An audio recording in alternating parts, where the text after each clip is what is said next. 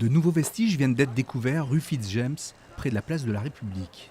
Rien de bien surprenant pour les archéologues qui sont présents en permanence sur ce site. Surface ici. Quoique non, on est là, donc il y a quand même une marche. Là, tu peux prendre une cote du terrain naturel. Tu as une cote du tuf là qui est bonne. En fait, dans cette partie-là, comme le terrain naturel est assez haut, on arrive à voir tous les niveaux archéologiques jusqu'au terrain naturel et à voir les premières occupations. Et ce qui est intéressant, c'est qu'on ne connaissait rien au niveau archéologique dans ce secteur-là et qu'on commence à mettre en évidence des structures du 14e, 15e siècle, donc des silos à grains. Donc on est venu ici ensiler et conserver des céréales. Alors c'est vrai qu'on manque un peu d'espace pour reconnaître le contexte précis, mais en tout cas ça permet d'avoir des informations supplémentaires par rapport à l'environnement immédiat de l'abbaye Saint-Martial. Et puis comment la ville s'est développée en périphérie. On a la première ville gallo-romaine, après on a les noyaux médiévaux qui s'étendent, dont celui du château. Et là donc on est en périphérie. Et puis à l'intérieur finalement de ce pôle urbain qu'est le château. Pas de stratie particulière dans le comblement du fond là. On n'a pas la sole du four.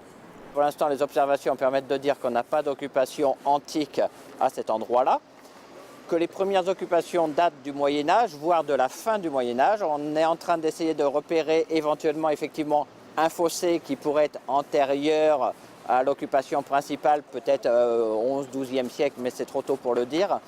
Et puis on a après des occupations postérieures avec des silos, donc des fosses pour stocker les céréales, le grain.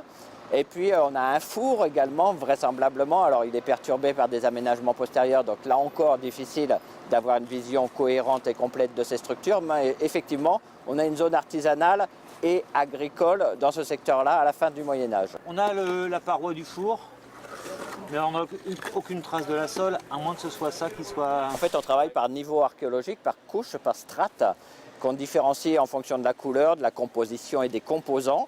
Voilà, s'il y a plus ou moins de pierres, s'il y a plus ou moins de tuiles.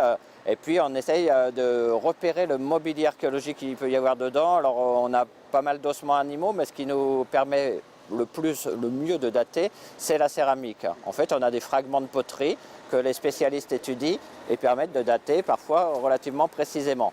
Et alors, on dresse des stratigraphies parce que les niveaux se superposent petit à petit dans le temps. Et on arrive comme ça à avoir une cohérence. Mais c'est vrai que c'est une partie du puzzle. On a plusieurs éléments dans cette tranchée-là qu'on va rattacher avec les autres tranchées et pouvoir proposer une évolution de la ville dans ce secteur-là. Elle n'est pas très... Il y a eu quand même un décaissement, mais je pense qu'il est possible qu'il y ait un silo sur le fond. Là. Et là, on essaye d'aller très vite pour gêner et ralentir au minimum les travaux. Donc en fait on travaille tout par photogrammétrie, que ce soit les coupes comme les plans, et après on fait une exploitation dans les bureaux, donc c'est ça qui prendra plus de temps, mais au moins on n'entrave pas les travaux localement. Et là on est au fond de tout ce qui va être abîmé. On sait que sous le sol il reste plein de choses qu'on ne verra jamais. Donc,